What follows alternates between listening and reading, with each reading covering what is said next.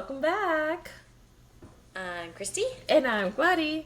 And this is Dear Primas. Hola. So, we're back to it. We are keeping it rolling. Our last episode was our Mother's Day episode.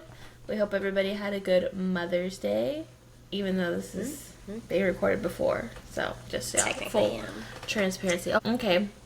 So, any update? Oh, I guess I started a little chit chat. You said you had some books that you're reading. I started Desperate Housewives. Did you really for the first season? For the first season. Isn't it so good? So I don't even know how many seasons there are. I was actually thinking about that like earlier. I was like, I didn't even check to see how many seasons there were. Do you know or no? No, but if I had to guess, 7. 7? Oh, is that static? Oh no, did I lose you? No. Hello? Set up.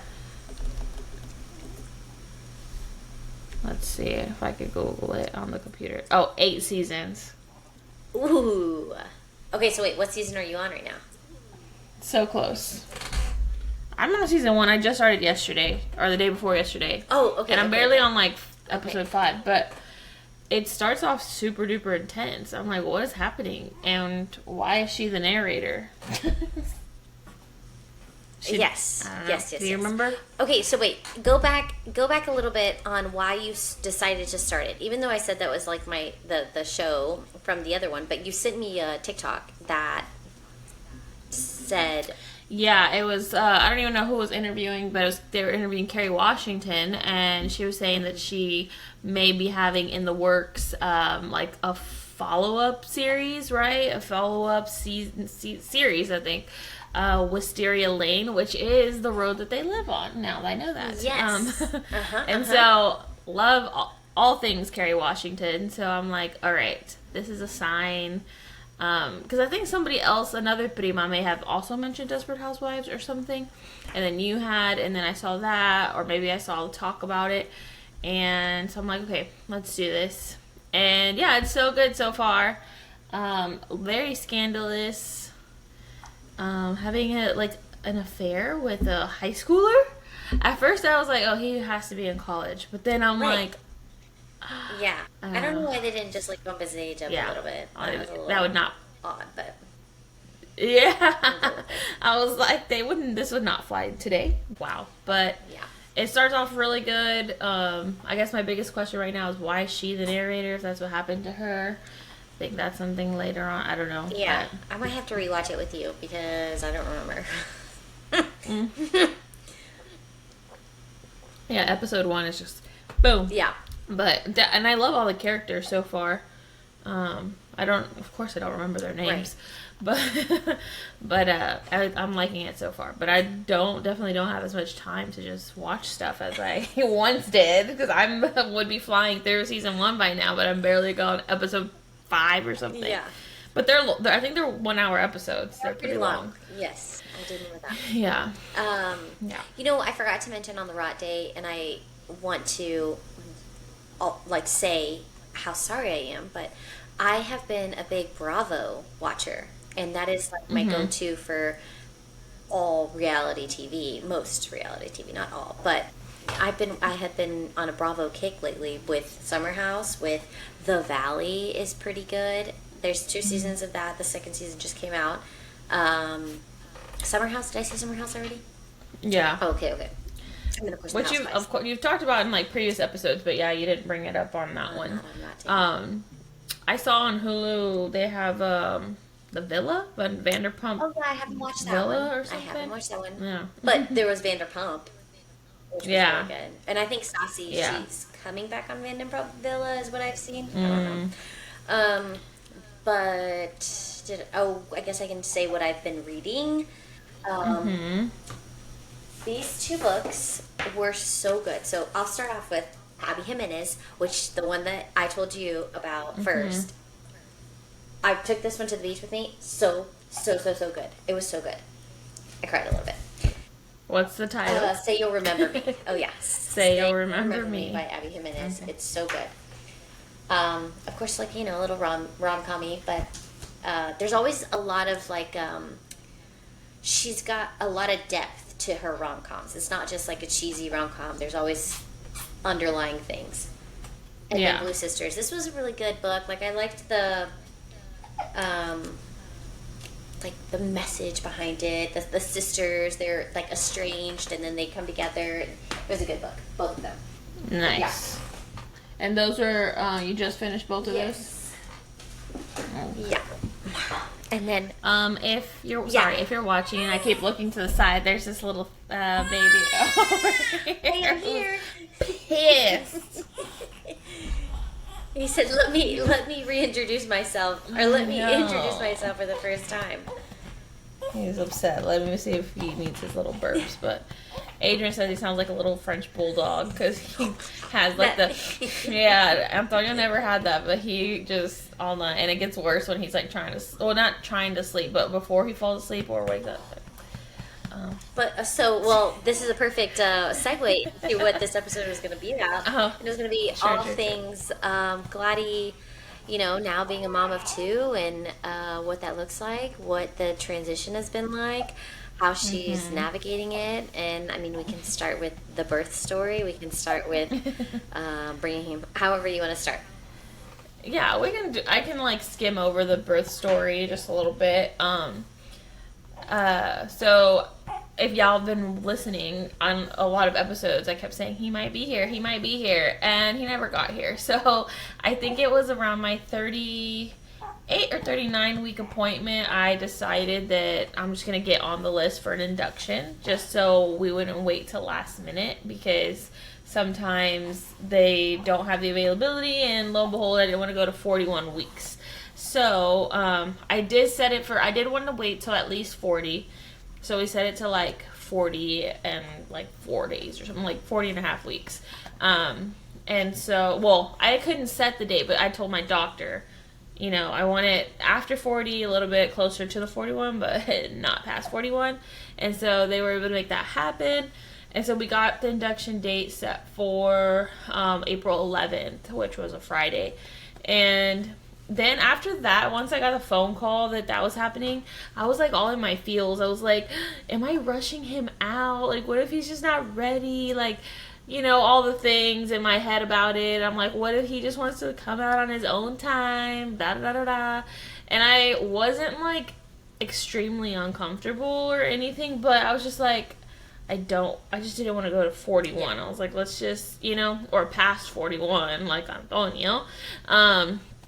And so with that, I kind of connected with a few people on Instagram that we went to high school with that were also pregnant at the same time. And it just happened, it was both of their thirds, my second, and they were both being induced. And one, she was being induced at 37 weeks due to some like complications she had earlier in her pregnancy. And she's like, don't think like that. Like, he's ready. He's full term. He's just comfortable. Right. And I'm like, that was really like a nice thing to hear. It sounds, I don't know, it's just something that I was in my head about, even though like people get induced all the time, and that's fine. And I guess I was just like, my baby's just like to cook longer, and now I'm evicting him, literally giving him the eviction notice.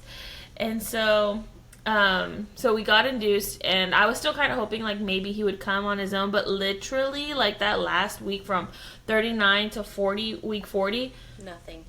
Yeah. Like, I used to have the worst Braxton Hicks with him.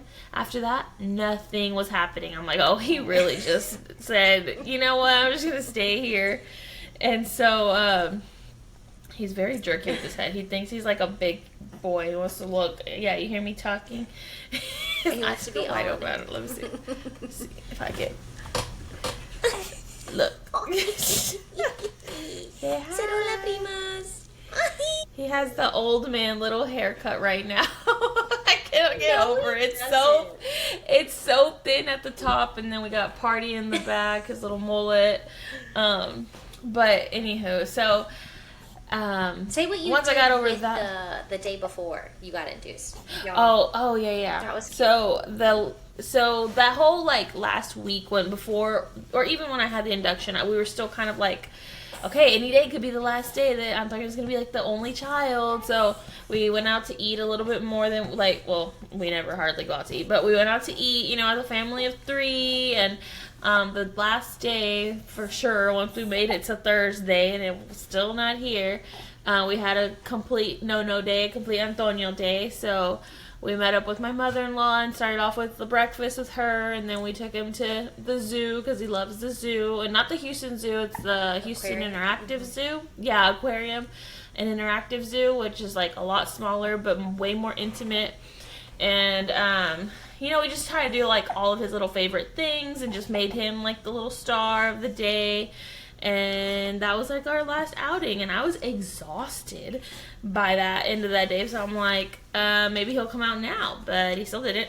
And so of course the induction was like super early, so I had to be there at like 6 in the morning. Oh, pissed.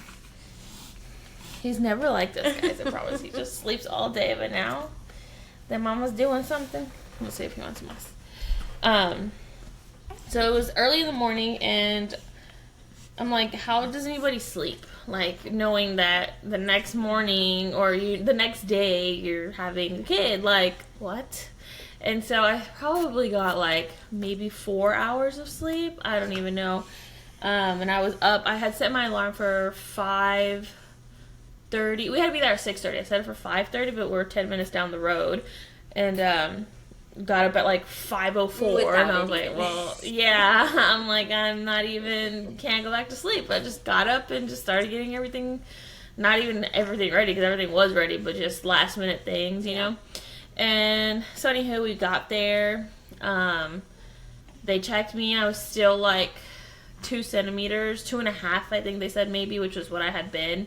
And then they hooked me up and they just started monitoring me. And of course, 6:30 is shift change, so nothing really got rolling until like 8:30 or something. Once the other nurses really got there and got all settled in, and my mom got there like 8:39. So it was just me, her, and Adrian for a good while. But they didn't start like anything with the actual induction process until like 10:30 maybe.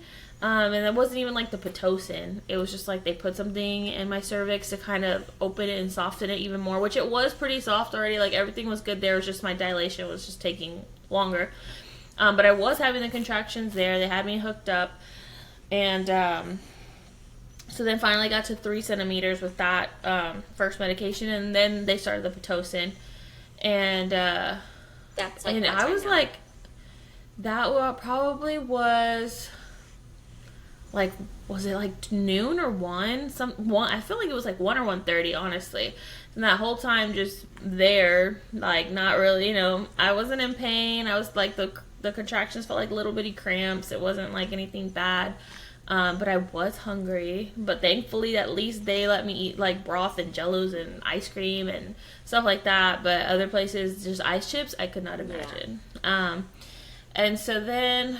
that starts happening. My contractions start coming in closer, but they're still not hurting. Like, because if y'all heard my birth story with Antonio, them were bad. Okay, the contractions were horrible, and I was just at home dealing with it. And when I got to the hospital, I was only 3 centimeters. So I'm 3 centimeters now. The contractions are like a walk in the park. Literally nothing. Just a little in my stomach, and that's it. And with Antonio, I could feel it all in my back. And so then the thing with me was the epidural. So I knew I wanted the epidural, but I wanted the pain to be bad already with the contractions so that the epidural wouldn't hurt. Because with Antonio, I felt absolutely nothing with the epidural. It just went in. Then all of a sudden I was numb 15 minutes later and felt zero things, nothing. And so I was really scared for the epidural. I think I got into my head a lot about the epidural this time around. So the nurses kept coming in and they were like, are you okay? What's your pain level? And I'm like, 0? And they're like, are you sure? And I'm like, yeah. They're like, okay.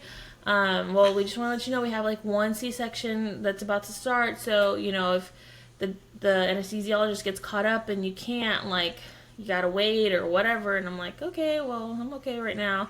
And my mom's like, Clari, are you sure? And I'm like, yes, Mom, I want to feel pain before. Like, that was my game plan. Like, let me pick the evil that I know, and that's the contractions that hurt really bad versus an epidural fill it. I don't know. I just, totally in my head. So Then I get to 5 centimeters, and still, contractions are like a 1 out of 10. Like, the nurses are coming and checking in. On the scale, you could see the contractions going up, but... And that's when I texted Christy. I was like, I've avenged myself. I've redeemed myself. Because I felt like such a little bitch with Antonio. Because I'm like, people tell me they go in at like 7 centimeters dilated and didn't feel anything. But I think all this taught me is that even your own body, every person's body is super different. And the dilation versus contraction has zero things to do with anything. Because, yeah, I was like 5 centimeters and it wasn't painful. But... everybody was like, are you sure? Are you sure? And then, like, the whole C-section thing. And this was, like, this was, like, maybe 2 hours later that this happened. And so then I'm, like, I'm 5 centimeters. I'm kind of chilling there for a while. And then I find I'm, like, you know what? I don't want to fuck around and find out, okay? Like, I am okay right now. Like, but I don't know if I want to feel the actual pain. Like, you know, if it does get worse or the actual him coming down the canal, all the things. Do I want to feel that? I don't think so. So I'm, like, all right. Let's, you know, just put me on the list, and I'm ready whenever they are. And the thing with the epidural is you're the only one in the room. You know, Adrian, everybody has to go out, and it's just you, the nurse, and the anesthesiologist. And he comes in the room, and I tell him, I'm like, I was like, last time I felt nothing, so I'm hoping for the same thing. He's like, well, it's going to be even better this time. And it wasn't. It was horrible. It was the worst thing ever. He had to give me 2 numbing shots. I could feel all the things in my spine, not to scare you guys about epidurals. I don't know if it was him, if it was me, if it was the combination of the two, that I was just in my head. I don't know. But it was exactly what I thought it was going to be. Not fun. And so... and I got super emotional there with the nurse, and she was so sweet about, like, she was really trying to help me out. She was like, calm down, breathe, it's okay, mama, it's okay. And then my mom afterwards, she felt bad because she was like, did I push you? And I'm like, no, but she kind of didn't, but she made me get into my head even more. And then I kept thinking too, I'm like, man, could I have done it? Like, where could I have gotten without this? Or, like, you know, how would it have been? And fast forward, so then that happens. They kind of stop things because they're like, let's see how your body and the baby react. And then, like, 3 hours pass, 2.5, 3 hours pass, and I realized they never turned the Pitocin back on, which is the stuff that's getting me dilating and going. And I call the nurse. She's like, oh, yeah, you know, blah, blah, blah, blah. And then she comes down and turns it back on. And this is probably, now we're at, like, midnight at this point. So I'm just, like, there chilling this whole time, literally stalled. Now... my mom thought it was, she didn't say it at the time, that they did it on purpose because the doctor may have not been available due to, like, back-to-back C-sections or something. So maybe they didn't want, and there was only one freaking doctor, which is crazy. Yeah. So maybe they didn't want, you know, they couldn't have all that happening and whatever. So I was like, you know what, that makes sense. But yeah, but I was just so hungry. Like, yeah. My stomach was growling. I couldn't nap. Yeah, even though I was not in pain, I was relaxed, but I couldn't nap. The adrenaline of everything, I think. And, I mean, I was, like, rested, but there was a point, and then my sister ended up staying. It was my sister, my mom, and Adrian all in the room that stayed through the whole, like, delivery. And there was a point where they were all snoring on the couch. And I was just like, well, I'm glad y'all got some rest, because that's what matters here. And, rest up, sweeties. Yeah. It was probably a solid, like, 20 minutes that they were all knocked out. Adrian was for real catching some Z's, though. I was, it's another one. And so then... once the medication starts ramping up, she comes and checks me, and she's like, okay, you are 6.5 centimeters. Because, again, I was stalled from 5 centimeters. And then, and she's like, you know, just let me know if you start feeling any pressure, down low, blah, blah, blah. I'm like, okay. So, like, maybe, like, 30 minutes go by, and I do start feeling pressure in my backside. Like, you're going to poop. That's what the pressure, they say it feels like. So I push the button, I call her, I'm like, Miss Ma'am, I think I'm feeling some pressure in my butthole. And so she comes back, and she's like, and both shift nurses that I got were like new-ish nurses. One was like, she had a helper that was amazing. The first one screwed up my freaking IV horribly. And then the next one, she knew a little bit more than the first one, but she was like more timid. So she was like, I just checked you like 30 minutes ago. You're only 6.5 centimeters. Like, it's not possible, blah, blah. Like, you're fine. It's not close yet. So then she goes, and then she comes back like 20 minutes later again, because they're monitoring everything. And she comes in with another nurse, and she's like, she's going to check you just to see, you know, just to make sure what's going on. So then she checks me. It's like, now we're barely, not even an hour after she checked me, right? And so she checks me, and she's like, I'm going to have you do a practice push because I need to see if there's, like, any cervix. She's like, 'cause I don't think I'm feeling a cervix, so, and that's the last barrier between baby and canal. And so I do it, and she's like, yeah, there's no cervix here anymore. She's dilated all the way. So in, like, a matter of, like, 30 minutes, I dilated to 10 centimeters, like, you know? So it's like, where would I have been if I wasn't, God didn't make me stall for this amount of time? And so then, and so the nurse is like, okay, I'm going to call the doctor, let her know. I'm going to call the people to come prep the table. So they start prepping everything. She calls the doctor. And she also has another patient who's about to start pushing, but the other patient is her first child. And so my nurse tells her, well, this is her second, and I think, you know, things are going to move kind of fast here. And so you always start pushing with the nurse first, and literally once they can see the head, that's when they call the doctor. The doctor comes in, catches the baby, voila, that's it. And so everything's ready to go. The doctor's aware. The nurse is like, all right, we're going to start pushing. Adrian goes and puts on this song, Tu Con Él. It's a salsa song. And I do my first round of pushing, and she's like, okay, that was good. And then I do my second round, and she's like, okay, don't push no more. Don't push no more. The head is right there. And I'm like, and I could feel the pressure of the head, and it doesn't hurt. It just felt like pressure, but it felt weird. It literally felt like, Nacho sent that meme that when you sneeze and the baby flies out. It felt like that was going to happen if I had to sneeze. And so then I tell her, I'm like, well, if the doctor doesn't get here on time, I trust you to catch this baby. And she's like, we're not doing that. But I thought she said, we're not doing that. But she said, no. Oh, I thought she said, I'd never done that. But Adrian said, she said, we're not doing that. Yeah. So literally Adrian can see everything's right there. He's right there. The hair's there. His hair on his head. All the things. The doctor comes in.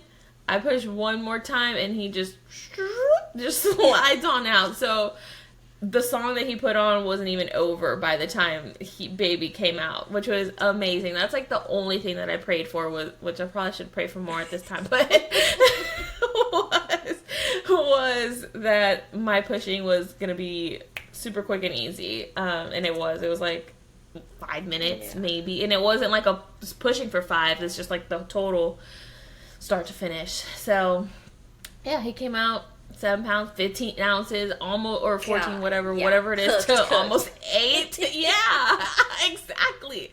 He was almost 8 pounds. Like, if he would have gone to as long as Antonio, he would have been like an 8-pounder plus. No, thank you.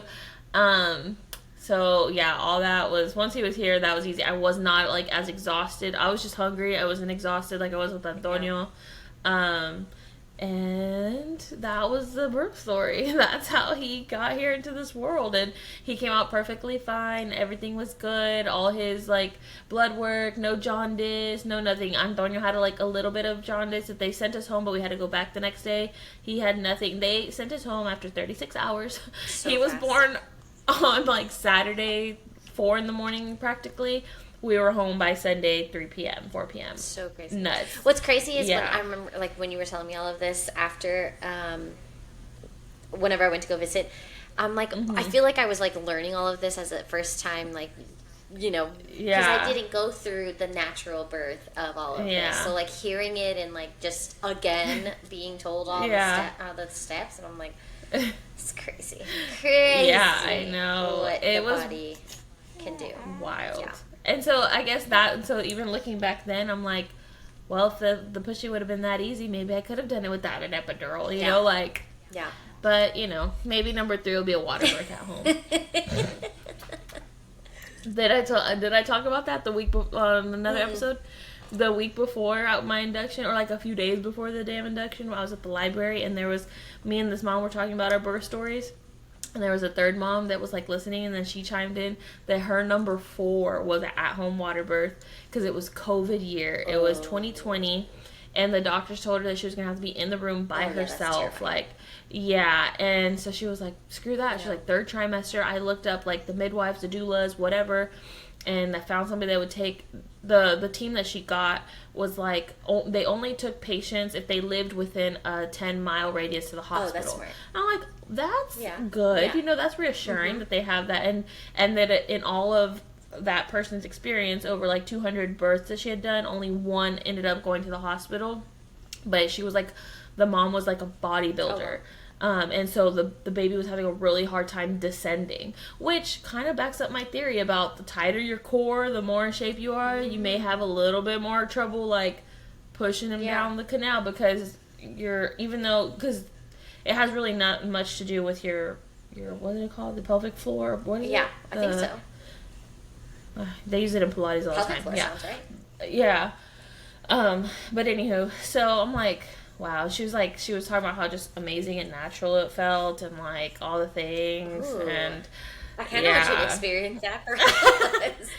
Adrian would love it. Yeah. Adrian, but I think now, like, number 1 could never. After this experience, I'm like, wow, like, maybe you know? Maybe the next one will really be like, achoo! So yeah, that was my birth story. And so then, while we're there, Lisette is here with Antonio, my sister-in-law, his madrina, and they're having a grand old time.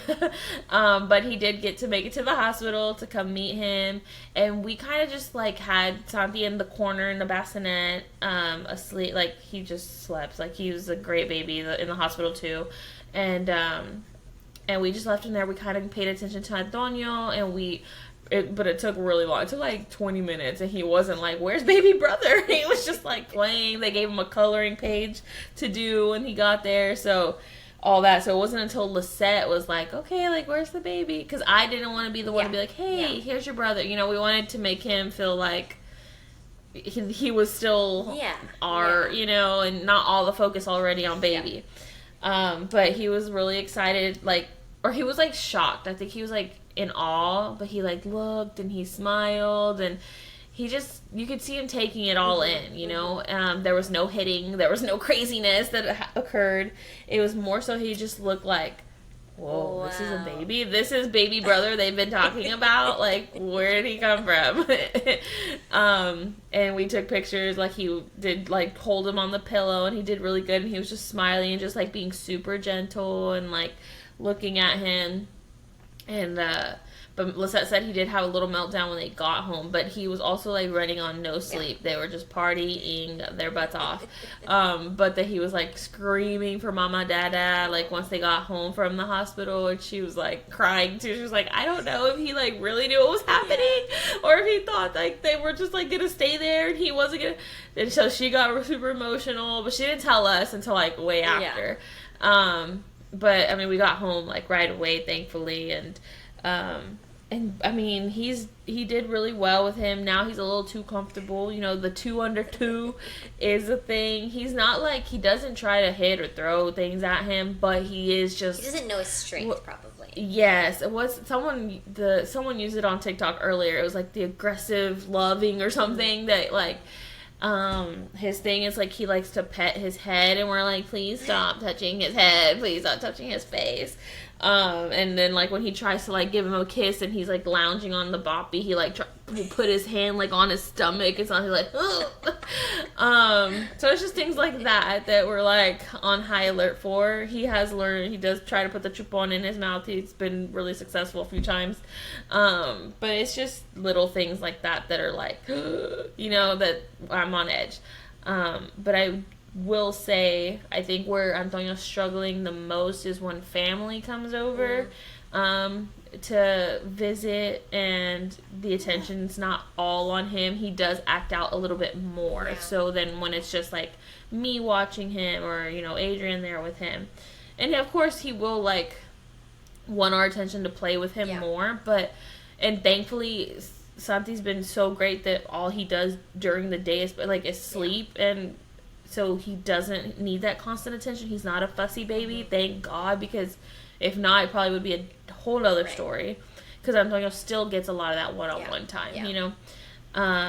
And so I think what he's struggling with right now, part of it, I don't know if it's just the age where he is, or if it's the baby too, or a combination of the both, is the naps.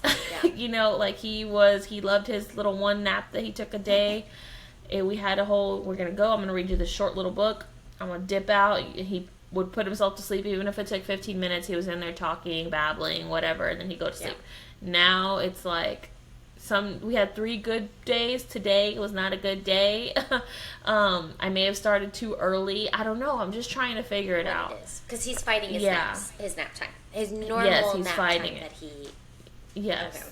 Yeah, he will scream and cry. Or if he does fall asleep, Adrian's been coming down and like reading, because it just so happens, again, Santi's asleep all day. I go to put him to sleep. I'm in there for at least 10 to 15 minutes. And then Santi wakes up because it's time for him to eat. And so I'm like, ugh.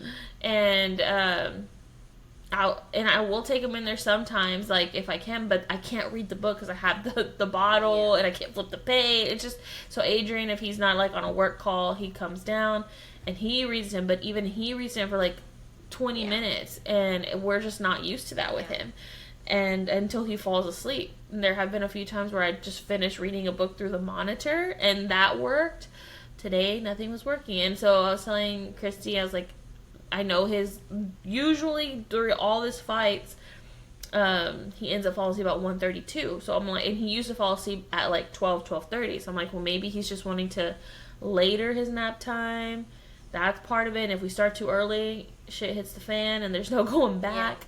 So it's just kind of figuring that out. And then my mother-in-law, she's been coming over once or twice a week just to help, which has been really helpful. I, of course, can't just go nap if both of the boys are awake. But I can go do things, you know, because Antonio's excited with her, Santi's just sleeping, or we'll switch off and she'll take care of Santi. I focus more on Antonio. But he also gets really excited and doesn't want to nap when she's here too, you know, because he's like, hey, Gigi, I'll see Gigi, and I'm like, she's gonna be here when you wake up, I promise. And you know, that's a whole struggle. And so I did at first want to tell Adrian, like, you know, tell her thank you so much, but we got to get these naps under control. But then I'm like, even when she's not here, it's still a struggle. So, and it's nice that, you know, they're all bonding, and she's like, this is her 3rd grandchild. And so I think she feels more confident in herself at taking care of, like, babies again.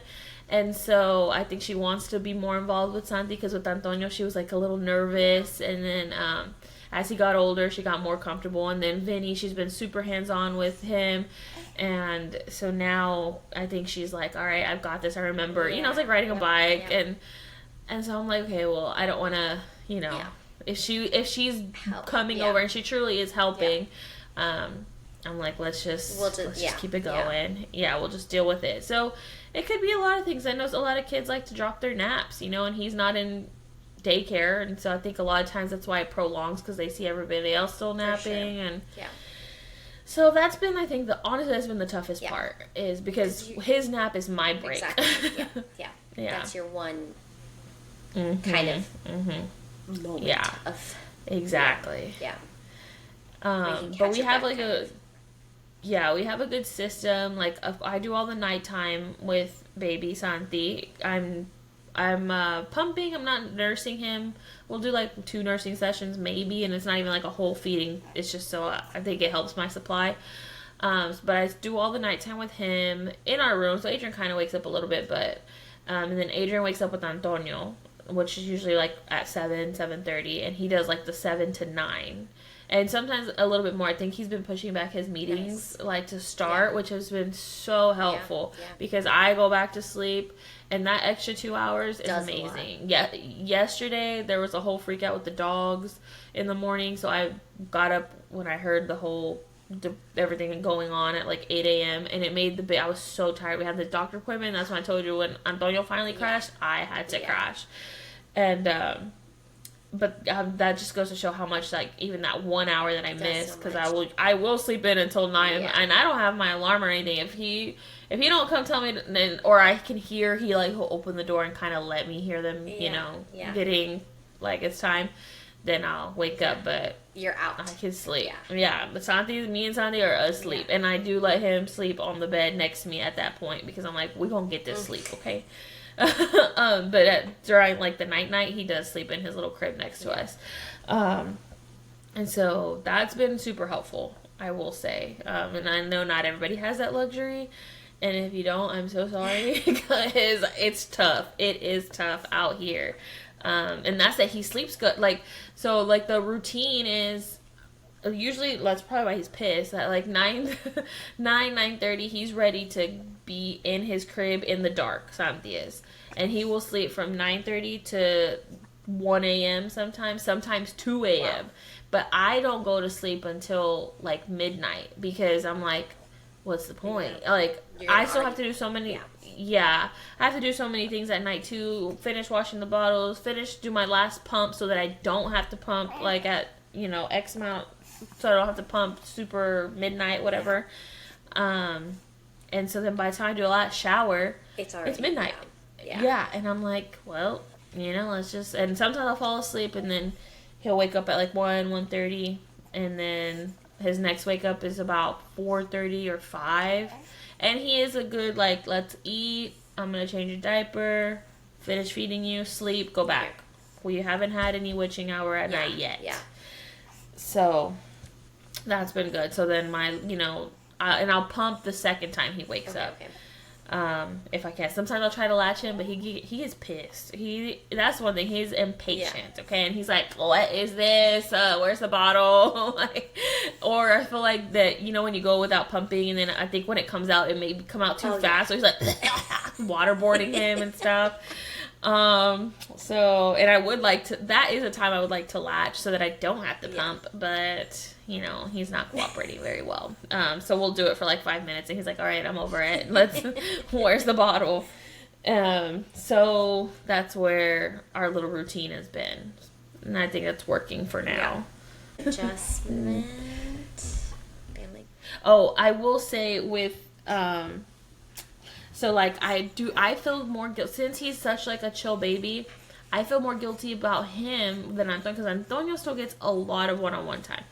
But I will say that he has been getting, in trouble a little bit more, because we're always like, no, you can't, no, don't do this, no, don't touch him, no, there's a lot more happening for Antonio, and I feel bad on that end, and he is having his little outbursts a little bit more, but that's also him getting closer to turning 2, But I feel so bad for him, because he's always just, like, laying there, like, looking at the wall or asleep, and, like, I don't know. I'm like, I just feel so bad. And I feel like if I talk to him during the day, like, Antonio will be more, like, just jealous, or, like, hey, where's my, why aren't you paying attention to me? So he just hears me talking to Antonio. He doesn't get a lot of conversation time. so like 8:30 when Antonio goes to sleep, usually 8:30 to like 9:30 when he goes. I talk to him, and I look at him, and I, all the little, just the baby stuff, just so he can have some kind of little social interaction. But I did get a little sad with that, because I'm like, but Antonio, I mean, he had all the attention, of course, but like, I propped the bottle for him to feed a lot of the time, but I did that with Antonio too, because a lot of time I was pumping, and it was hard to hold him, and so I'm like, on that I don't really feel bad, but I do feel bad that he's just like chilling a lot of the time. But yeah, that was a little sad, but I think that was like the biggest thing. But I am so grateful that he has been a pretty chill one, because it definitely increased the level of difficulty if he was super needy. Well, and I think too, like, the reason why you have something right now is not because Adrian is not capable of having him right now. It's because Adrian has the other child. He has. He actually had a haircut. It's It's 9:07 and they're at the barbershop right now. But Adrian does hold it down with both of them. And if they were home, Antonio would be asleep anywho. Yeah. But yeah, I have, and he's just not having it, I guess, right now, or he's waiting until his 9:30 routine. I don't know. Like he did that himself. I haven't done. I'm still the same way how it was with Antonio. There's not a strict schedule, right. You know. Right. And I don't. Yeah, it's way different. I had the app that I was logging all the stuff with Antonio. The diaper changes. He shits all the time. Okay, he's pooping and peeing. I know that. And how many times? But like it's happening. Yeah, a lot. Every time. I think he gets like so mad when it doesn't come out instantly. Like he's like trying to actively make it come out. And like the feeding. I'm like, it's about 2.5 to 3 hours, like all day, all night. That's what it is. And sometimes he'll give me a 4-hour stretch, and I let him in the hospital. I let him. They were coming in so often, like with me to check me that I was making sure he was breathing, but I was not waking him up to feed. Hi, come here. I'll give you besitos. Hey, you crazy girl. You want to say hi, baby Santi? And Tia Clari? Hi, Bella. Say, night-night. Are you gonna night, crazy girl? Baby Santi? Oh my god. She looks just like Jessica. Can you hear her? You hear her? Hi, Bella. Hi, Mama. You see the Bella, baby? I love you. Is that baby Santi? He's night-night. The baby. He's night-night. I love you. Night-night. I love you. Oh, maybe. Oh, I guess I was gonna say like if the Primas had any suggestions on the nap. For baby Nono, or not baby Nono. And if they've experienced the same thing, if they have any suggestions, and then also too, like, I don't know, Primas, me and Claudia are both the same. Like, we were never like a scheduling, very strict on nap time routine, and this routine, I think we just kind of let it flow. So yeah, and I don't anticipate it. Like, I definitely could see the benefit, right? Because you get your guaranteed break for it. Yeah. But I mean, I just love that for the most part, Antonio is a go with the flow kid. You know, like, again, he's at the barbershop right now, and I'm sure and I know he's not acting a fool over there. You know. And so, I mean, we took him to the Rockets game. He had skipped his nap then. He was exhausted after the second quarter. Gave him some ice cream, kind of perked him up a little bit, but he wasn't throwing a fit. You know, he just looked tired. Yeah. And he refused to, like, fall asleep. We were trying to, like, hold him and get him comfy, but he was like, defense. You know, he was like... Go to that last game. That's what what happened. Yeah. Oh, I tried to tag the Rockets, you know, like, hook it up. Your number one little fan. We made it on the big screen. Oh, no way. Did they do that? Yeah.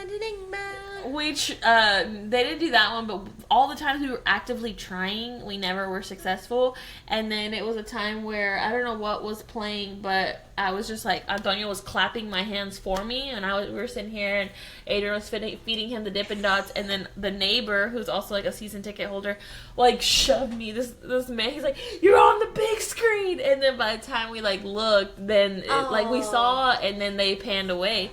And I told Adrian, I was like, watch, somebody that we know, like, saw us and got, like, something. And sure enough, he texted Stefan saying, hey, we just got the big screen. Stefan's text back was a snippet recording of us on the big screen. Stefan's friend was there and hilarious. Saw, like, the last part of it. Yeah, so cool. And then a girl that follows us and I kind of connected with, she saw us too, but she didn't get a picture. But yeah, there was like 3 people that saw us. That's awesome. But one got a little capture of it. And so, yeah, so I like the go with the flow. It works. It you know, just to be on the move. Like we've talked about before, like life isn't perfect. Kids get into activities and they're late a lot of the times. What are you gonna do? Right. You know, right. I know stories of like, yeah, they have their regimented naps, but when they go on vacation, they can't even nap in the hotel room because it's a different environment. Crazy. that's not good. No. Like, yeah. you know? Yeah. And I don't want to be like that. Like, and Combined. again, like just yeah. combined. Yeah, like if they were flipping shit because they hadn't napped, then of course, you know, we would shake things up and try to figure it out. But I think like if at the end of the day he's just trying to drop his nap, then it's just something I'm gonna have to deal with. Maybe, and maybe that will be our screen time, you know. And I posted about, and I did post about the nap time. A few reached out saying they experienced the same thing, but of course they didn't have any feedback. They were just like, girl, we did, you know, I went through it. It's okay. You know, like, which sometimes that's all you need to hear too. Yeah. Like, it's not just your kid or, you know, it's not you. Yeah.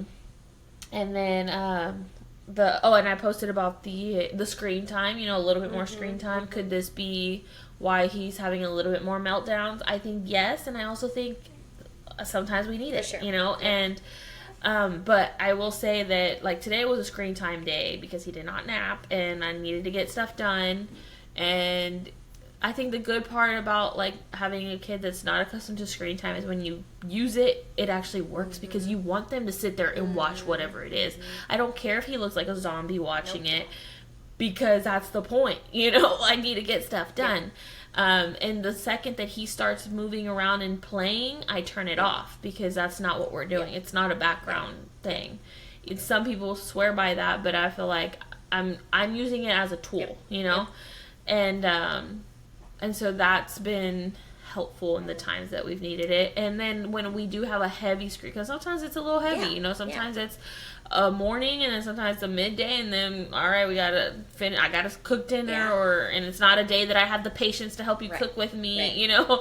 But then we'll go like a 3 day without any like at all, you know. And so it's just, and that's kind of been working, and I think we're just getting, I think it's just a culmination of things. Him getting closer to being 2 and having his own little attitude. His sentences are getting longer and crazier. Like, he knows how to use hush, and I don't like it. I'm trying, like, he's still little. Like, even though his vocabulary is up there, I have to remember he's still little, and, like, his impulse control is non-existent, and so little things are going to happen. But we do utilize, if you're, like, when he has his meltdowns, if he's going to cry, we're like, you're going to go cry in your room. And we take him to his room, and he's like, ah! In his room, we close the door. And then I go back, like, in a minute or two if he doesn't calm down. I'm like, it's okay. You can cry, but you can also come out if you're done. All done crying? But yeah. And he'll be like, and he'll say, like, no, whatever he did. You know, like he regurgitates, like, why he got in trouble. And he'll be like, no, I won't do, I don't know, won't throw something. I don't know what it, you know, his little meltdowns are for. Or the pantry. Like, he loves getting in the pantry. And we're like, it's not a toy. You know, you can't go in there and play. No play pantry. No play pantry. And I'm like, yeah, no playing in the pantry. So just stuff like that, like, and sometimes I let him play in the pantry, of course, like, if I need help. But, just, I don't know. Yeah. You know, all finding the groove. Finding what works, what doesn't work. Yeah. Did that answer? Hacks? I don't know. I don't know if I got any hacks, really. I think what I was thinking about that, I said hacks, but I was thinking like what you said last time on the last episode about the ghost supplement thing that you were taking that was helping your milk supply, that you think that was the something to aid in that. Like, just things that you either did before, but you're... I will say I had I don't know if this counts, but I had frozen pancakes. And that I had made for Antonio, because I mean we were used to making our pancakes and stuff like that, so I had a bunch beforehand that I had frozen, and that's easy for a quick thing. He loves his potatoes in the mornings, but I do the little tater tots from Walmart, like just air fry those, and he can have those nice and easy. I plan, and I'm going to try to do it tonight, making egg muffins for myself, or for all of us, just to have a quick breakfast. That's so smart. On the weekends, Adrian's really good about making the breakfast for all of us, and it's just like ready. And sometimes if it's not like now he takes something on like a super long walk in the mornings, and they come back, and then, you know, it's pretty much go time. So and Antonio's like, I've accustomed him to like not even eating until like 10 o'clock. Yeah. And so he's not even hungry until 10 or Did we talk about this? Like how the kids just aren't really eating anything, and we used to worry about that. Did we have this conversation? I don't know. We were just. I feel like I was like stuffing stuff down the kid's throat, and I was like, okay, well, they're not eating. Like, you know how we always say like, oh, breakfast is the most important meal. Yeah, they're not eating anything. No, it's so early. I mean, I'm like, I don't even eat that. You know, like I don't want to. Maybe they're not hungry. Like, oh. Now Antonio does like his little fruit. You know, like in the morning he'll have a. Yeah. He has like oranges on their walks, or he'll take like a little snack bag of fruit, like how you were and worried that holds him over. about having like a big breakfast before you went to the gym. That thing. And that's what I think when we were talking about it.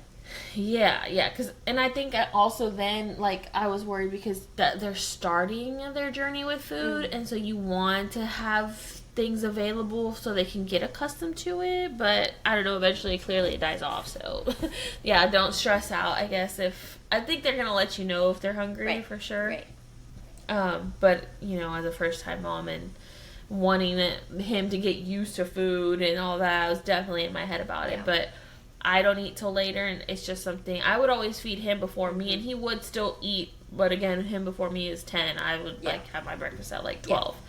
But I do want to have like something ready to go because I don't remember being this hungry when I was breastfeeding with Antonio, but I do be hungry. Baby son is eating. You said he's is in his bulk. He's almost 10 pounds. That's crazy. He's 9 pounds 11 and a half ounces. Yesterday, they screwed his freaking appointments all the way up, the first one, so we've literally have been at the doctor like once a week, I feel like. I had to take him for a weight check just so they can make sure he was still fine. I'm like, his weight has been perfect since, like, he only lost 2 ounces in the hospital from birth weight, which is great. And then they saw him a week later and he was like 8 pounds 5 ounces, and then they saw him a week after for the weight check and he was 9 pounds, and then that a week later he's 9 pounds 11 ounces. I'm like, clearly, he's bulk season. Like, I don't know, and he's long, he is taller, but I feel the difference in him, and he's drinking 3.5 ounces. Like, and he's little, but I'm like, he's sleeping, so that's all I care about right now. Yeah. So we keep it grooving. Yep. What else? I don't know. Primas. Oh, and I do want to say that newborn tired and pregnancy tired. Pregnancy with the toddler tired and newborn tired. Pregnancy was way worse. I was so tired all the time, all day long. All day long, I was so tired. Now, of course, I'm like sleepy. If I could take a nap, I'll take. But it's not every day, and I just don't feel exhausted. Yeah. I feel sleepy, but not exhausted. Like, the exhaustion was real, I feel like. I wonder if it's something to do with, like, the breastfeeding and how that doesn't keep... I don't know. I thought I read something about it. Like, whatever release... I don't know. I'm probably screwing it all up. I'll have to figure out what I read and then say this again. Well, and they do say breastfeeding is like running like 7 miles or something like that. But I'm saying it was way worse, like, being pregnant. Right. That's what I'm saying. Like, this like, the how you're breastfeeding, or like the act of you breastfeeding is keeping you from feeling that type of tired type of thing. Does that make sense? Maybe. I don't know. I don't know where I read it. Like the adrenaline kick the runners get. Exactly. Maybe. Yeah. I don't know where I read it, maybe heard it, but I'll try to find it. Yeah. Sorry, he's like wanting to eat again. Well, that's okay. I mean, we can wrap this up. Primas, if you have any questions for Clari or words of encouragement, hopefully this, because we do have a lot of primas that are expecting their second, that are going to also be moms of 2s, maybe 3s. We had a couple 3 under 3. That's crazy. Yes. You're doing it. Yep. You are superheroes. And I think, and maybe this could be like a whole nother episode because we could talk a lot about this too. It's just like the conversations with your partner. Oh, that's a good one. That's a good one. Yeah, because conversations have to be had again. Yeah. Convos with partner for next episode so we don't forget. Yeah. Because, that's a really good one. Yeah. Because they do, even if it's not your first kid, for sure if it's your first, well, and it's so hard with your first one because you don't even know what to talk about. Like, you don't know where you're going to need the help until you need it, right? But I think that's a good one. We'll have lots to say on that one. Yeah. Okay, let's do that one next for sure. Yeah. But yeah, if y'all, I don't know, if there's anything y'all want to know, if y'all want to know more about, like, breastfeeding or something, I don't know, like, if you want us to do, and we can do, like, shorter episodes on things like that, you know, let us know if there's anything that, mom-wise, baby-wise, What do the primas want to hear? Yeah. We're always asking. We're never hearing. You know. So we out here trying. Yeah. But yeah, this has been Santi and my almost 1 month experience so far. Crazy, 1 month has happened pretty quick. It did.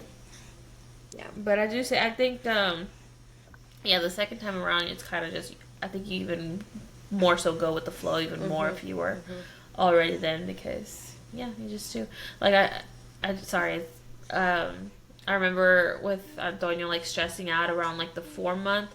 He was always a good sleeper at night, but during the day his naps were like maybe 15, 25 minutes, and I refused to contact nap because I'm like, I don't want to get, like, sometimes, some days it would just naturally happen, and I'll be like, whatever, I want to be lazy right now. But it wasn't something I wanted him to get used to, so I didn't want every nap to be like that. So I was, like, big on, like, putting him down awake or drowsy for him to, like, fall asleep, and, you know, and he was giving me, like, 25-minute naps, and I was, like, I was stressed, but I was just stressing myself because I felt like he wasn't sleeping, not because he was fussy, because he wasn't a fussy baby. So I'm like, why the heck was I, you know, so stressed? And with a baby that's, like, chill, like, they don't do nothing then. They're just there. So it's like, why was I, like, looking back now, I'm like, I stressed myself out over nothing. So if it's your first and that's happening and you have a chill baby, now if you have a crybaby baby and you need a break, I get it. You know, that's hard.